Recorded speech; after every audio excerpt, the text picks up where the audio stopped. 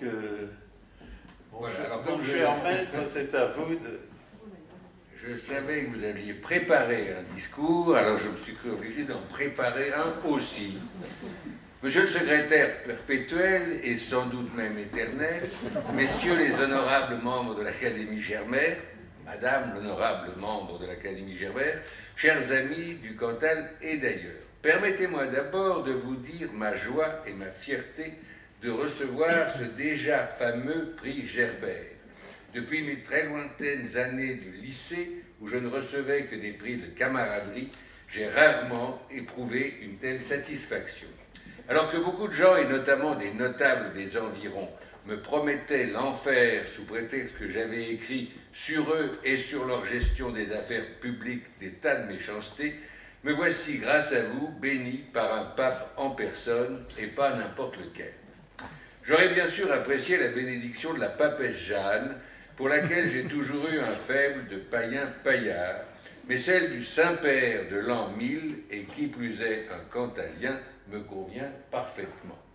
Grâce au pape de l'an 1000, nous devenons tous les enfants de cœur de l'an 2000, pour ne pas dire les anges, ailés et joufflus comme des amours du 3e millénaire, des anges qui vont partir en croisade pour terrasser tous les méchants, tous les mauvais, tous les diablotins qui nous persécutent depuis si longtemps et qui ont transformé cette terre qui devrait être un paradis en un enfer pavé de très mauvaises intentions.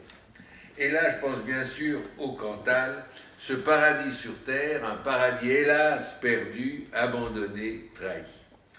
Je ne me fais aucune illusion, ce n'est pas sur ma bonne mine que vous m'avez distingué. Vous m'avez honoré, disons-le franchement, parce qu'il y a en effet un peu plus de 20 ans, j'ai écrit dans ce qu'on appelle pudiquement un grand quotidien parisien du matin, un article intitulé en effet « Le Cantal ou la Corse sans les bombes ». Et ce fut, comme vous l'avez rappelé, une bombe. J'avais fait la bombe dans tous les sens du terme, une bombe dont les éclats retentissent encore parfois, mais qui, hélas, n'a fait aucune victime, et il faudra en reparler. Je dois la vérité de dire que je ne suis pas en effet le père de cette formule explosive. Le vrai père de cette Corse sans les bombes était, comme vous venez de le rappeler un peu perfidement, un magistrat qui, après plusieurs années passées à Aurillac, totalement écœuré par ce qu'il avait vu, et partant vers d'autres, une nouvelle affectation, ce qui lui donnait une certaine liberté, avait lâché ce verdict lucide, pour ne pas dire cette condamnation sans appel. À l'époque, si les ventes du Figaro avaient littéralement explosé dans tout le département, j'avais été traîné dans la boue et même devant les tribunaux par tous ceux dont j'avais évoqué les turpitudes, ou plus exactement, car de temps en temps il faut appeler un chat, dont j'avais dénoncé les escroqueries, les détournements de fonds publics, les abus de pouvoir, les combines, les magouilles, le népotisme. Je dois dire que pour cet article et ceux qui ont suivi, car je me suis un peu acharné sur le Cantal à l'époque, j'ai été très régulièrement condamné par ce qui fait fonction de justice dans notre beau pays.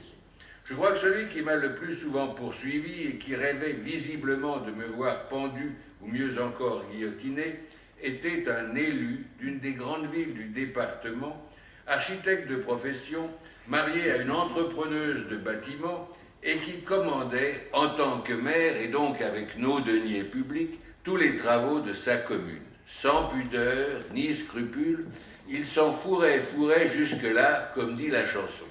Vous apprécierez que je ne cite pas le nom de M. Jarlier.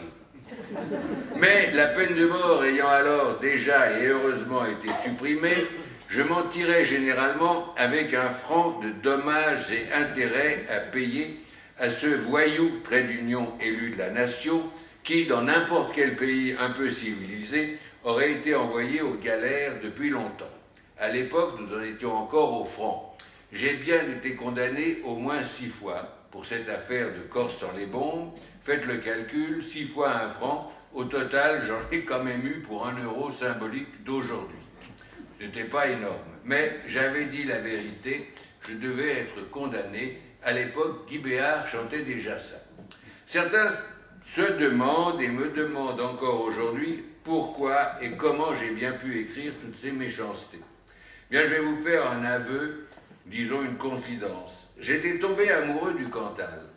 Des paysages, des fromages, du salaire, des salaires, deux salaires, les vaches, la ville, les habitants, du Lioran même, ce qui est plus difficile déjà à comprendre, et même des Cantaliens accueillants mais exigeants en amitié, durs à la tasse, mais surtout sachant vivre en appréciant la beauté des choses vraies. L'amour, vous me direz, ça ne s'explique pas. Mais quand on est amoureux, on n'aime pas voir maltraiter sa belle, ni par des loupards, ni par des bandits de grand chemin. Et c'est à eux que j'avais affaire. Pour moi, le Cantal avait tout pour réussir et devenir un département phare du pays. Or, il croupissait dans une médiocrité stupéfiante et le seul espoir, souvenez-vous, qu'on offrait à l'époque aux jeunes Cantaliens, c'était l'exil pour être loufia dans un bistrot parisien tenu par des bougnats qui en plus étaient des bougnats aveyronnais, ce qui est quand même un con pour des Cantaliens. Dans la vie d'une ville, d'un département, d'une région, d'un pays, il n'y a jamais de malédiction. Tout dépend toujours de ceux qui sont au pouvoir. Or, ce qui m'avait frappé en me promenant un peu d'est en ouest et du nord au sud du Cantal, c'était de voir ce système stupéfiant du pouvoir cantalien. Officiellement, on nous racontait que le Cantal faisait partie de la République et que c'était donc la démocratie qui y régnait. Mais pas du tout. Et c'est ici qu'on se rapprochait très dangereusement de la Corse, les bombes mises à part. En Corse, il y a encore d'ailleurs des clans. 4 à 5 familles se partagent l'île depuis des siècles. Les Roccassera, les Giacobi, les Zuccarelli, les Alfonsi, les Simeoni. Qu'ils soient de droite ou de gauche, légalistes ou indépendantistes, n'a strictement aucune importance. Ce sont des féodaux dans un système moyenâgeux et qui se goinfrent sur la bête en se goinfrant du gâteau. Les élections ont moins d'importance que les vendettas, avec des bandits d'honneur désormais remplacés par des truands de la drogue.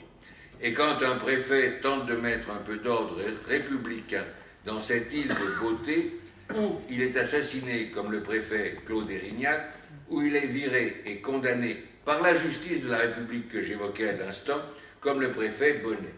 À se demander si notre République ne serait pas un peu bananière par moment.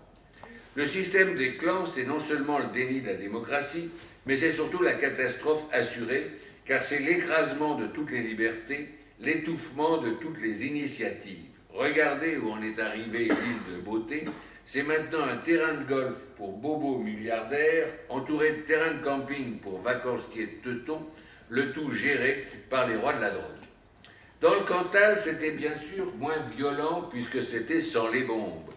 Il n'y avait pas de clan historique, de règlement de compte à la mitraillette à la sortie des bars. Mais il y avait ici aussi une féodalité avec des féodaux d'une médiocrité stupéfiante. Les uns parlaient d'une véritable franc-maçonnerie, les autres d'une nouvelle mafia. Mais ce qui était évident, c'était que le pouvoir n'était pas dans les urnes, il n'était pas non plus à la préfecture, ni à l'évêché, n'en déplaise à notre ami Gerbert. Le vrai pouvoir cantalien tenait, et là je parle naturellement d'il y a 20 ans, dans quelques citadelles, dans quelques espèces de châteaux forts, imprenables, et qui semblaient relier les uns aux autres par d'immenses souterrains fortifiés. Ces citadelles s'appelaient la FDSEA, la SAFER, la Chambre d'agriculture, le Crédit agricole, et un certain nombre de trucs et de machins aux règles multiples, mais à l'objectif unique, tenir le Cantal entre copains. Impossible à l'époque d'acquérir un lopin de terre sans la SAFER, d'avoir le moindre crédit sans le Crédit agricole, de produire ce qu'on voulait sans la bénédiction de la FDSEA ou de la Chambre d'agriculture.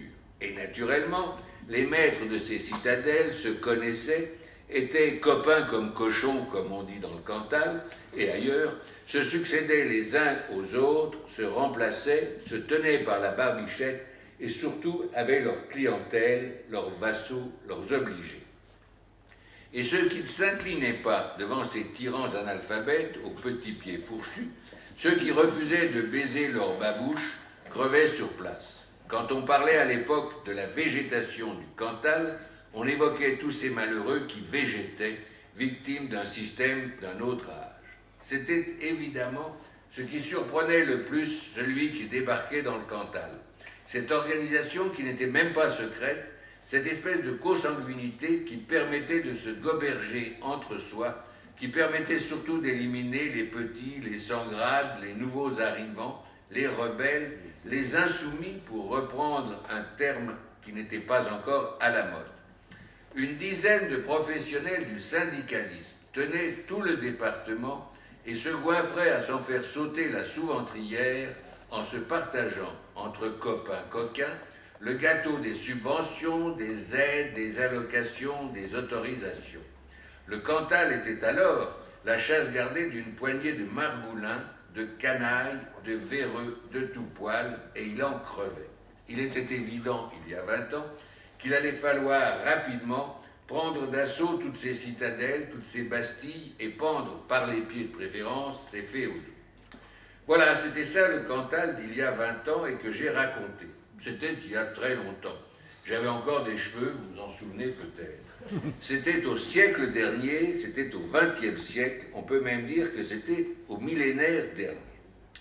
Vous m'avez demandé, cher Jean-Claude Muet, comment j'avais su tout cela et quels avaient été mes informateurs, en vous vantant même un peu d'en avoir été. Sachez qu'un journaliste digne de ce nom, nom pourtant bien galvaudé, ne trahit jamais ses sources. Il y a ce qu'on appelle encore aujourd'hui le secret professionnel.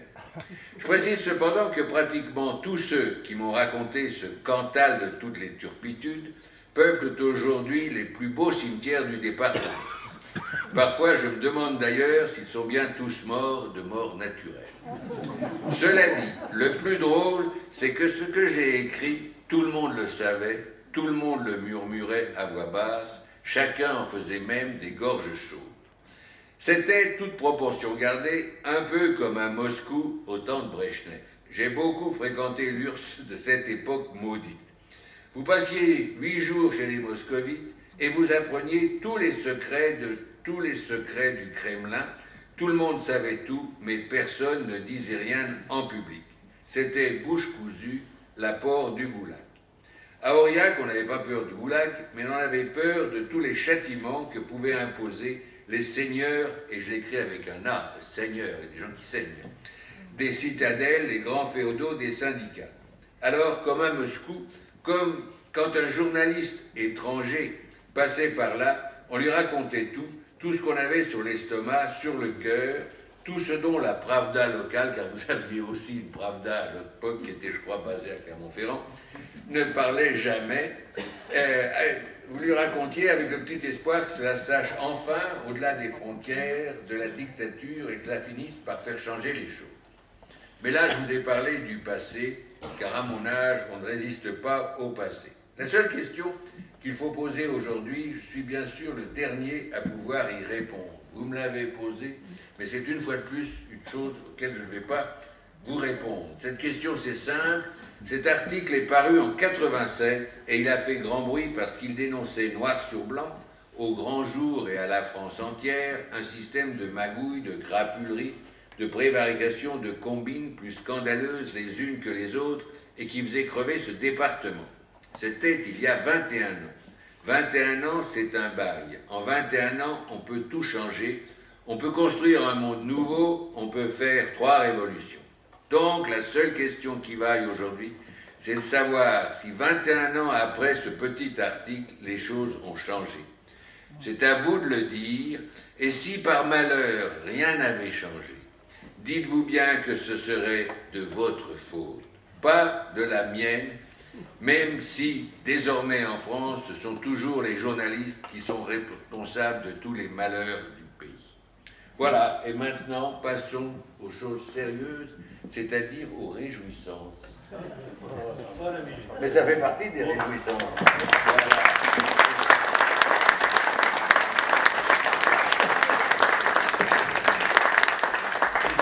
Tout ça est presque vrai. Je veux dire, il y a un pourcentage de vrai là-dedans. C'est super bien dit, en tout cas. Je pense qu'on est tous d'accord là-dessus. Ah oui, oui. C'est très, très bien. Rendez-vous dans 20 ans. Oui, pourquoi pas.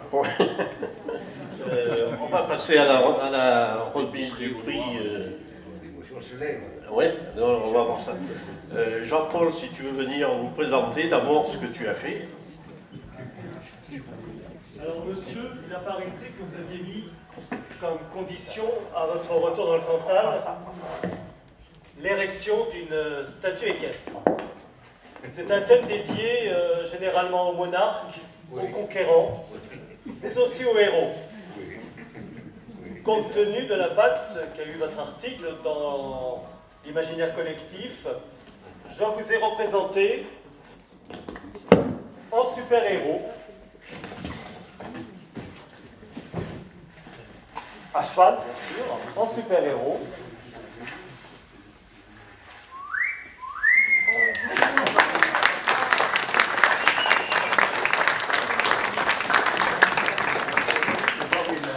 Sur votre pourpoint, le F de Figaro au lieu du S de Superman. Vos armes, un calepin, un stylo et une longue vue. Vous montez un cheval nommé Cantal, tel celui de Napoléon à la bataille d'Austerlitz. La forme de Cantal et la carte du département situent le cadre de votre exploit. En homme de lettres, j'espère, vous apprécierez plus que le marbre dur meublé le papier mâché. Et je suis heureux, sur l'initiative de Jean-Claude Muet et de Bernard Bonnour, et en présence de tous nos amis, j'aurais préféré que ce soit une jeune femme, de vous remettre votre trophée.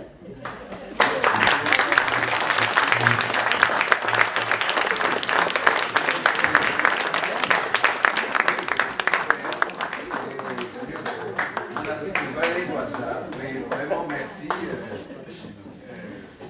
L'année prochaine, je serai candidat, je suis le droit de vote. Merci, c'est adorable, c'est gigantesque. C'est la première fois que je reçois un trophée comme ça. Merci à tous d'ailleurs.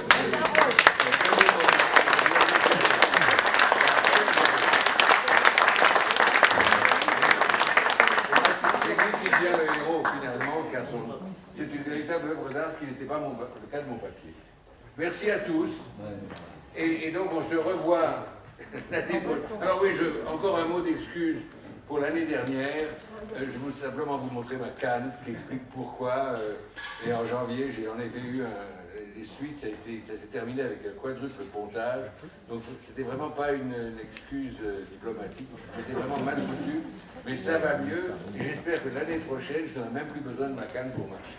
Nous, on risque rien, on a des cœurs, hein. C'est pas des papus. Non, j'essaierai de venir à cheval peut-être. Ouais, à cheval. Bien, bon, écoutez, on va passer à un autre moment très important. On va passer à l'apéro et ensuite on passera à table. Voilà.